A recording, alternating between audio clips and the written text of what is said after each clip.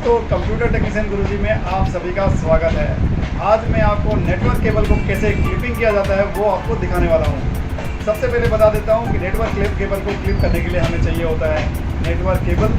उसके बाद हमें चाहिए होता है RJ45 कनेक्टर और एक बहुत ही बढ़िया सा क्लिपिंग टूल। अब मैं आपको डिटेल्स में दिखा देता हूँ कि कैसे नेटवर्क केबल को RJ45 कनेक्टर के अंदर क्लिपिंग करना है।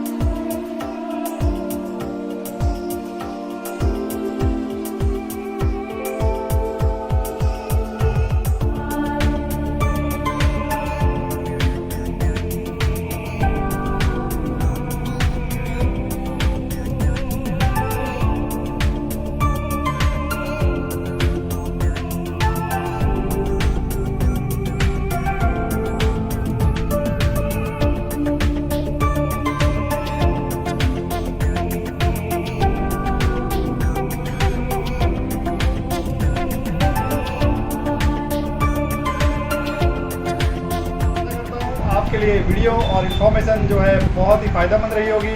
अगर आपको वीडियो अच्छा लगा है तो लाइक कीजिए। हमारे चैनल कंप्यूटर टेक्नीशियन गुरुजी को आज ही सब्सक्राइब कर लीजिए। धन्यवाद।